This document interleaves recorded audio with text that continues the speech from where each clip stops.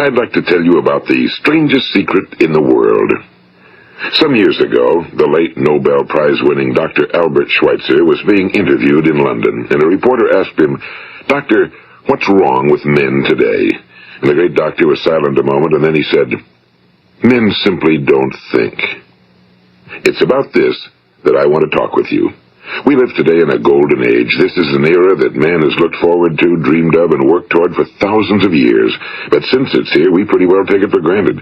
We in America are particularly fortunate to live in the richest land that ever existed on the face of the earth, a land of abundant opportunity for everyone. But do you know what happens? Well, let's take 100 men who start even at the age of 25. Do you have any idea what will happen to those men by the time they're 65? These 100 men who all start even at the age of 25 believe they're going to be successful. If you asked any one of these men if he wanted to be a success, he'd tell you he did. And you'd notice that he was eager toward life, that there was a certain sparkle to his eye, an erectness to his carriage, and life seemed like a pretty interesting adventure to him. But by the time they're 65, 1 will be rich. 4 will be financially independent. 5 will still be working. 54 will be broke. Now think a moment. Out of the 100, only 5 make the grade. Now why do so many fail? What has happened to the sparkle that was there when they were 25? What's become of the dreams, the hopes, the plans? And why is there such a large disparity between what these men intended to do and what they actually accomplished? When we say about 5% achieve success, we have to define success. And here's the best definition I've ever been able to find. Success is the progressive realization of a worthy ideal. If a man is working toward a predetermined goal and knows where he's going, that man is a success. If he's not doing that, he's a failure. Success is the progressive realization of a worthy ideal. Rollo May, the distinguished psychiatrist, wrote a wonderful book called Man's Search for Himself. And in this book he says, the opposite of courage in our society is not cowardice. It is conformity. And there you have the trouble today. It's conformity, people acting like everyone else without knowing why, without knowing where they're going. Now think of it. In America right now, there are over 18 million people 65 years of age and older. And most of them are broke. They're dependent on someone else for life's necessities. Now, we learn to read by the time we're 7. We learn to make a living by the time we're 25. Usually by that time, we're not only making a living, we're supporting a family. And yet by the time we're 65, we haven't learned how to become financially independent in the richest land that has ever been known. Why? We conform. And the trouble is that we're acting like the wrong percentage group, the 95 who don't succeed. Now, why do these people conform? Well, they really don't know. These people believe that their lives are shaped by circumstances, by things that happen to them, by exterior forces. They're outer-directed people. A survey was made one time that covered a lot of men, working men, and these men were asked, "Why do you work? Why do you get up in the morning?" 19 out of 20 had no idea. If you ask them, they'll say, well, everyone goes to work in the morning, and that's the reason they do it, because everyone else is doing it. Now let's get back to our definition of success. Who succeeds? The only person who succeeds is the person who is progressively realizing a worthy ideal. He's the person who says, I'm going to become this, and then begins to work toward that goal. I'll tell you who the successful people are. A success is the school teacher who's teaching school because that's what he or she wants to do. The success is the woman who's a wife and mother because she wanted to become a wife and mother and is doing a good job of it. The success is the man who runs the corner gas station because that was his dream. That's what he wanted to do. The success is the successful salesman who wants to become a top-notch salesman and grow and build with his organization. A success is anyone who is doing deliberately a predetermined job because that's what he decided to do deliberately. But only 1 out of 20 does that. That's why today there isn't really any competition unless we make it for ourselves. Instead of competing, all we have to do is create. You know, for 20 years I looked for the key which would determine what would happen to a human being. Was there a key I wanted to know which would make the future a promise that we could foretell to a large extent? Was there a key that would guarantee a person's becoming successful if he only knew about it and knew how to use it? Well, there is such a key, and I've found it. Have you ever wondered why so many men work so hard and honestly without ever achieving anything in particular, and others don't seem to work hard and yet seem to get everything? They seem to have the magic touch. You've heard them say that about someone. Everything he touches turns to gold. And have you ever noticed that a man who becomes successful tends to continue to become successful? And on the other hand, have you noticed how a man who's a failure tends to continue to fail? Well, it's because of goals. Some of us have goals, some don't. People with goals succeed because they know where they're going. It's that simple. Think of a ship leaving a harbor, and think of it with the complete voyage mapped out and planned. The captain and crew know exactly where it's going and how long it'll take. It has a definite goal. Now, 9,999 times out of 10,000, it will get to where it started out to get. Now let's take another ship, just like the first, only let's not put a crew on it or a captain at the helm. Let's give it no aiming point, no goal, no destination. We just start the engines and let it go. I think you'll agree with me that if it gets out of the harbor at all, it will either sink or wind up on some deserted beach, a derelict. It can't go anyplace because it has no destination and no guidance, and it's the same with a human being. Take the salesman, for example. There's no other person in the world today with the future of a good salesman. Selling is the world's highest paid profession, if we're good at it, and if we know where we're going. Every company needs top-notch salesmen, and they reward those men. The sky's the limit for them. But how many can you find? Someone once said the human race is fixed, not to prevent the strong from winning, but to prevent the weak from losing. The American economy today can be likened to a convoy in time of war. The entire economy is slowed down to protect its weakest link, just as the convoy had to go at the speed that would permit its slowest vessel to remain in formation. That's why it's so easy to make a living today. It takes no particular brains or talent to make a living and support a family today. So we have a plateau of so-called security, if that's what a person's looking for. But we do have to decide how high above this plateau we want to aim. Now let's get back to the strangest secret in the world, the story that I wanted to tell you today. Why do men with goals succeed in life and men without them fail? Well, let me tell you something which, if you really understand it, will alter your life immediately.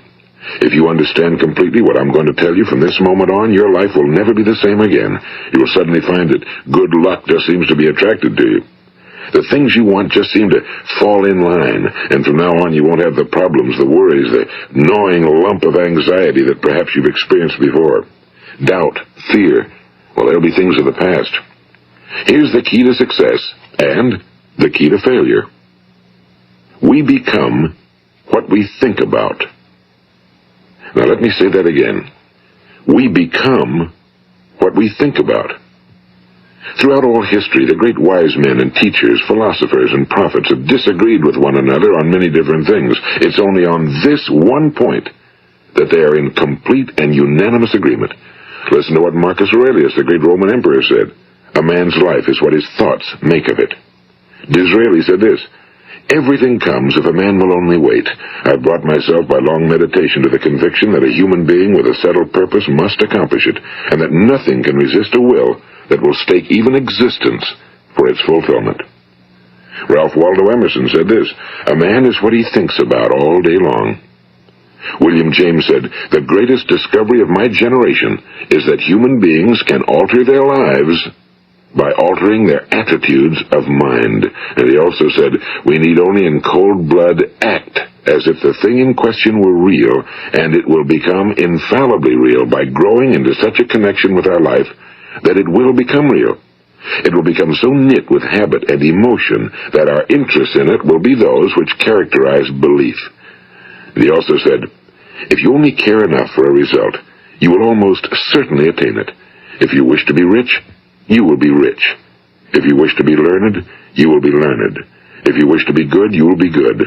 Only you must then really wish these things and wish them exclusively, and not wish at the same time 100 other incompatible things just as strongly. In the Bible, you read in Mark 9:23, if thou canst believe, all things are possible to him that believeth. My old friend Dr. Norman Vincent Peale put it this way.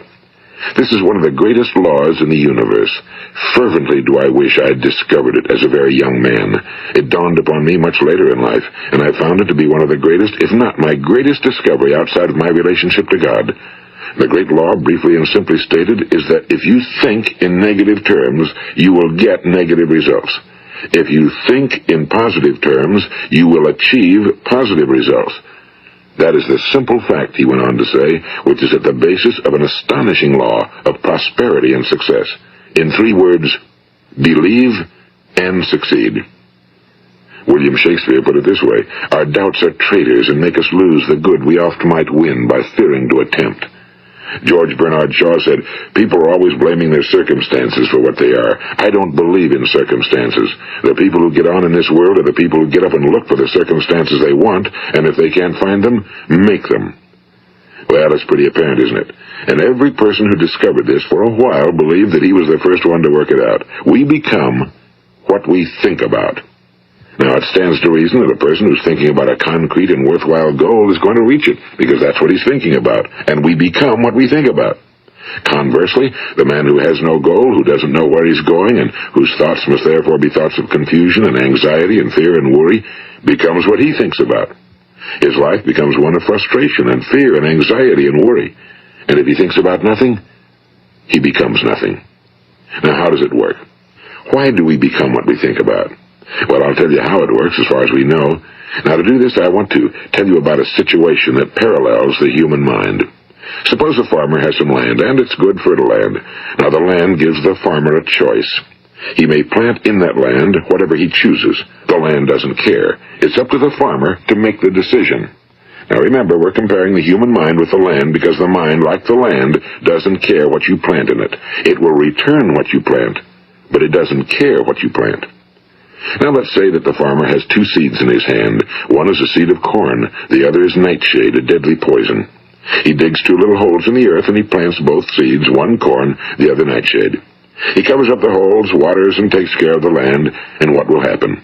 Invariably the land will return what's planted. As it's written in the Bible, as ye sow, so shall ye reap. Now remember, the land doesn't care. It'll return poison in just as wonderful abundance as it will corn. So up come the 2 plants, one corn, one poison. Now, the human mind is far more fertile, far more incredible and mysterious than the land, but it works the same way. It doesn't care what we plant. Success, failure. A concrete, worthwhile goal, or confusion. Misunderstanding, fear, anxiety, and so on.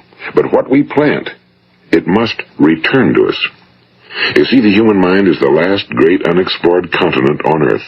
It contains riches beyond our wildest dreams. It will return anything we want to plant. Now, you might say, well, if that's true, why don't people use their minds more? Well, I think they figured out an answer to that one, too. Our mind comes as standard equipment at birth. It's free, and things that are given to us for nothing we place little value on. Things that we pay money for, we value. The paradox is that exactly the reverse is true. Everything that's really worthwhile in life came to us free. Our minds, our souls, our bodies, our hopes, our dreams, our ambitions, our intelligence, our love of family and children and friends and country, all these priceless possessions are free. But the things that cost us money are actually very cheap and can be replaced at any time. A good man can be completely wiped out and make another fortune. He can do that several times. Even if our home burns down, we can rebuild it. But the things we got for nothing, we can never replace. The human mind isn't used because we take it for granted. Familiarity breeds contempt. It can do any kind of job we assign to it, but generally speaking, we use it for little jobs instead of big, important ones. Universities have proved that most of us are operating on about 10% or less of our abilities.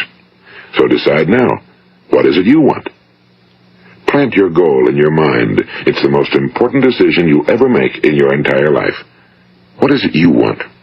Do you want to be an outstanding salesman? A better worker at your particular job?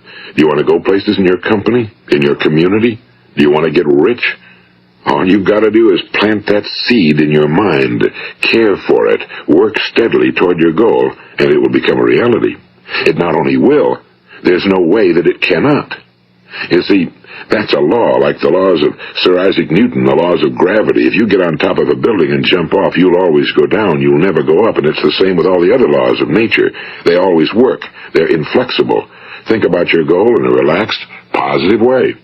Picture yourself in your mind's eye as having already achieved this goal. See yourself doing the things you will be doing when you've reached your goal.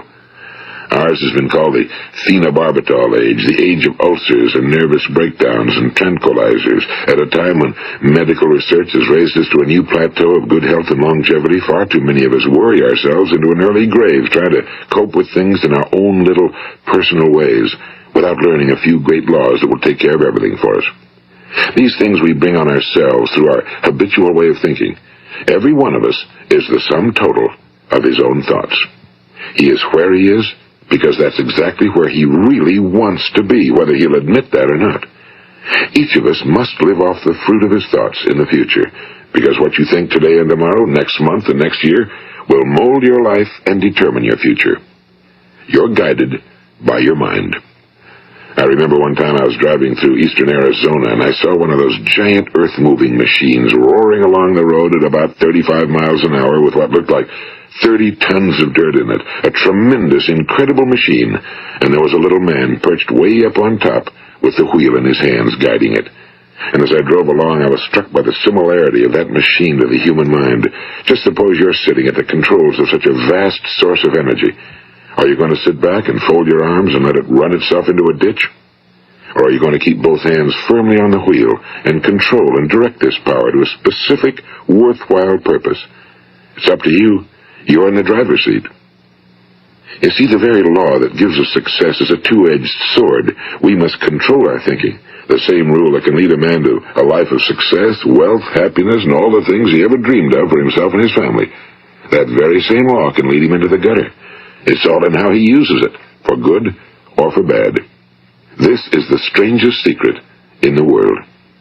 Now, why do I say it's strange, and why do I call it a secret? Actually, it isn't a secret at all. It was first promulgated by some of the earliest wise men, and it appears again and again throughout the Bible, but very few people have learned it, understand it. That's why it's strange, and why for some equally strange reason it virtually remains a secret. I believe that you could go out and walk down the main street of your town and ask one man after another what the secret of success is, and you probably wouldn't run into one man in a month who could tell you. Now, this information is enormously valuable to us if we really understand it and apply it. It's valuable to us not only for our own lives, but the lives of those around us, our families, employees, associates, and friends. Life should be an exciting adventure. It should never be a bore. A man should live fully, be alive. He should be glad to get out of bed in the morning. He should be doing a job he likes to do because he does it well. One time I heard Grove Patterson, the great late editor-in-chief of the Toledo Daily Blade, make a speech, and as he concluded his speech, he said something I've never forgotten. He said, "My years in the newspaper business have convinced me of several things. Among them, that people are basically good, and that we came from someplace, and we're going someplace. So we should make our time here an exciting adventure. The architect of the universe didn't build a stairway leading nowhere." And the greatest teacher of all, the carpenter from the plains of Galilee, gave us the secret time and time again. As ye believe, so shall it be done unto you. I've explained the strangest secret in the world and how it works. Now, on this side, I want to explain how you can prove to yourself the enormous returns possible in your own life by putting this secret to a practical test. I want you to make a test that will last 30 days. It isn't going to be easy, but if you'll give it a good try, it will completely change your life for the better. Now, back in the 17th century, Sir Isaac Newton, the English mathematician and natural philosopher, gave us some natural laws of physics which apply as much to human beings as they do to the movement of bodies in the universe. And one of these laws is that for every action, there is an equal and opposite reaction. Simply stated, as it applies to you and me, it means we can achieve nothing without paying the price. The results of your 30-day experiment will be in direct proportion to the effort you put forth. To be a doctor, you must pay the price of long years of difficult study. To be successful in selling, and remember that each of us succeeds to the extent of his ability to sell. Selling our families on our ideas, selling education in schools, selling our children on the advantages of living the good and honest life, selling our associates and employees on the importance of being exceptional people. To, of course, the profession of selling itself. But to be successful in selling our way to the good life, we must be willing to pay the price. Now, what is that price? Well, it's many things.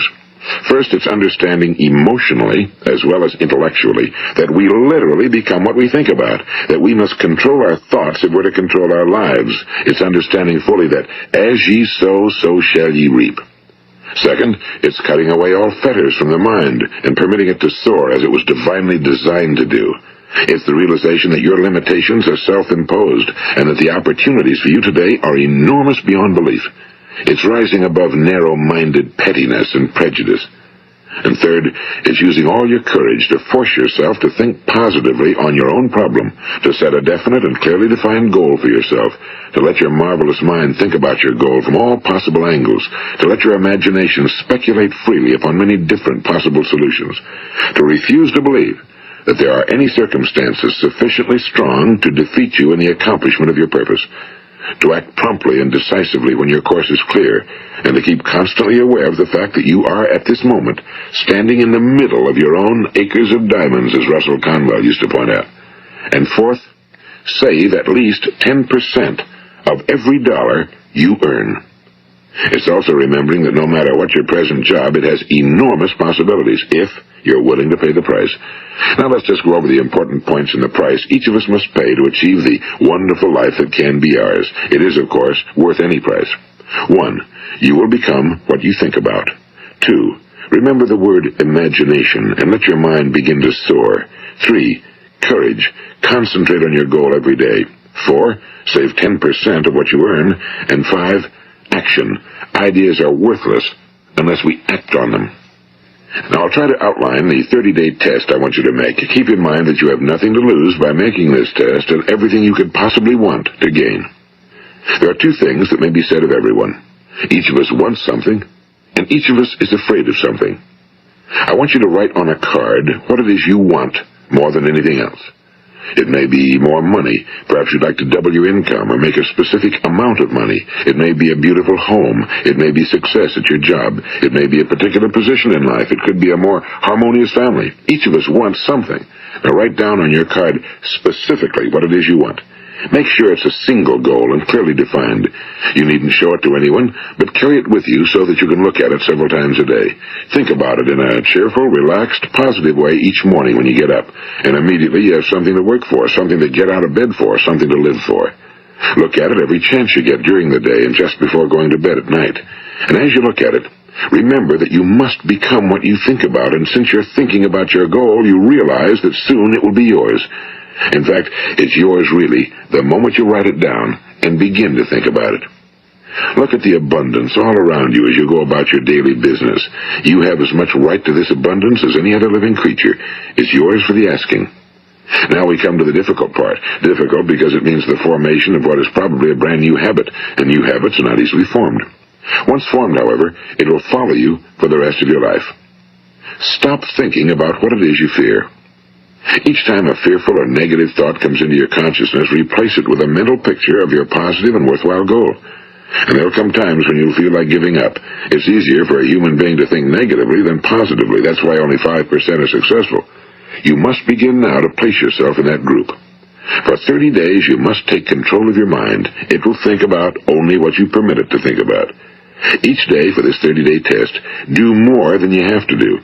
In addition to maintaining a cheerful, positive outlook, give of yourself more than you've ever done before. Do this knowing that your returns in life must be in direct proportion to what you give. The moment you decide on a goal to work toward, you're immediately a successful person. You are then in that rare and successful category of people who know where they're going. Out of every 100 people, you belong to the top 5. Don't concern yourself too much with how you're going to achieve your goal. Leave that completely to a power greater than yourself. All you have to do is know where you're going. The answers will come to you of their own accord and at the right time. Remember these words from the Sermon on the Mount, and remember them well. Keep them constantly before you this month of your test. Ask, and it shall be given you. Seek, and ye shall find. Knock, and it shall be opened unto you. For every one that asketh receiveth, and he that seeketh findeth, and to him that knocketh it shall be opened. It's as marvelous and as simple as that. In fact, it's so simple that in our seemingly complicated world, it's difficult for an adult to understand that all he needs is a purpose and faith. For 30 days, Do your very best. If you're a salesman, go at it as you've never done before, not in a hectic fashion, but with the calm, cheerful assurance that time well spent will give you the abundance in return you deserve and want. If you're a homemaker, devote your 30-day test to completely giving of yourself without thinking about receiving anything in return, and you'll be amazed at the difference it makes in your life.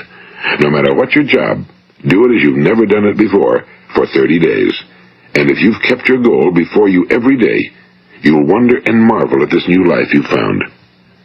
Dorothea Brand, the outstanding editor and writer, discovered it for herself and tells about it in her fine book, Wake Up and Live. Her entire philosophy is reduced to the words, act as though it were impossible to fail. She made her own test with sincerity and faith, and her entire life was changed to one of overwhelming success. Now, you make your test for 30 full days. Don't start your test until you've made up your mind to stick with it. You see, by being persistent, you're demonstrating faith. Persistence is simply another word for faith. If you didn't have faith, you'd never persist. If you should fail during your first 30 days, by that I mean suddenly find yourself overwhelmed by negative thoughts, you've got to start over again from that point and go 30 more days. Gradually, your new habit will form until you find yourself one of that wonderful minority to whom virtually nothing is impossible. And don't forget the card. It's vitally important as you begin this new way of living. On one side of the card, write your goal, whatever it may be. On the other side, write the words we've quoted from the Sermon on the Mount. Ask, and it shall be given you. Seek, and ye shall find. Knock, and it shall be opened unto you. Nothing great was ever accomplished without inspiration. See that during these crucial first 30 days, your own inspiration is kept at a peak. And above all, don't worry. Worry brings fear, and fear is crippling. The only thing that can cause you to worry during your test is trying to do it all yourself. Know that all you have to do is hold your goal before you. Everything else will take care of itself. Remember also to keep calm and cheerful. Don't let petty things annoy you and get you off course. Now, since making this test is difficult, some will say, why should I bother? Well, look at the alternative. No one wants to be a failure. No one really wants to be a mediocre individual. No one wants a life constantly filled with worry and fear and frustration. Therefore, remember that you must reap that which you sow. If you sow negative thoughts, your life will be filled with negative things. If you sow positive thoughts, your life will be cheerful, successful, and positive. Now, gradually, you will have a tendency to forget what you've heard on this recording. Play it often. Keep reminding yourself of what you must do to form this new habit. Gather your whole family around at regular intervals and listen to what's been said here. You know, most men will tell you that they want to make money without understanding the law. The only people who make money work in a mint. The rest of us must earn money. This is what causes those who keep looking for something for nothing or a free ride to fail in life. The only way to earn money is by providing people with services or products which are needed and useful. We exchange our time and our product or service for the other man's money. Therefore, the law is that our financial return will be in direct proportion to our service. Now, success is not the result of making money. Making money is the result of success, and success is in direct proportion to our service. Most people have this law backwards. They believe that you're successful if you earn a lot of money. The truth is that you can only earn money after you're successful. It's like the story of the man who sat in front of the stove and said to it, give me heat, and then I'll add the wood. How many men and women do you know, or do you suppose there are today, who take the same attitude toward life? There are millions. We've got to put the fuel in before we can expect heat. Likewise, we've got to be of service first before we can expect money. Don't concern yourself with the money. Be of service. Build, work, dream, create. Do this and you'll find there's no limit to the prosperity and abundance that will come to you. Prosperity, you know, is founded upon a law of mutual exchange. Any person who contributes to prosperity must prosper in turn himself. Sometimes the return will not come from those you serve, but it must come to you from someplace, because that's the law. For every action, there is an equal and opposite reaction. As you go daily through your 30-day test period, remember that your success will always be measured by the quality and quantity of service you render, and money is a yardstick for measuring this service. No man can get rich himself unless he enriches others. Now, there are no exceptions to a law. You can drive down any street in America and from your car estimate the service that's being rendered by the people living on that street. Had you ever thought of this yardstick before? It's interesting. Some, like ministers and priests and other devoted people, measure their returns in the realm of the spiritual, but again, their returns are equal to their service. Once this law is fully understood, any thinking person can tell his own fortune. If he wants more, he must be of more service to those from whom he receives his return. If he wants less, he has only to reduce his service. This is the price you must pay for what you want. If you believe you can enrich yourself by deluding others, you can end only by deluding yourself. It may take some time, but just as surely as you breathe, you'll get back what you put out. Don't ever make the mistake of thinking you can avert this. It's impossible. The prisons and the streets where the lonely walk are filled with people who tried to make new laws just for themselves. We may avoid the laws of man for a while, but there are greater laws that cannot be broken. An outstanding medical doctor recently pointed out 6 steps that will help you realize success. 1. Set yourself a definite goal. 2. Quit running yourself down. 3. Stop thinking of all the reasons why you cannot be successful and instead think of all the reasons why you can. 4. Trace your attitudes back through your childhood and try to discover where you first got the idea you couldn't be successful, if that's the way you've been thinking. 5. Change the image you have of yourself by writing out a description of the person you would like to be. And 6. Act the part of the successful person you have decided to become. The doctor who wrote those words is a noted West Coast psychiatrist, Dr. David Harold Fink. Do what the experts since the dawn of recorded history have told you you must do. Pay the price by becoming the person you want to become. It's not nearly as difficult as living unsuccessfully. Make your 30-day test, then repeat it again, and each time it will become more a part of you until you'll wonder how you could ever have lived any other way. Live this new way and the floodgates of abundance will open and pour over you more riches than you may have dreamed existed. Money? Yes, lots of it. But what's more important, you'll have peace. You'll be in that wonderful minority who lead calm, cheerful, successful lives. Start today. You have nothing to lose, but you have a whole life to win. This is Earl Nightingale, and thank you.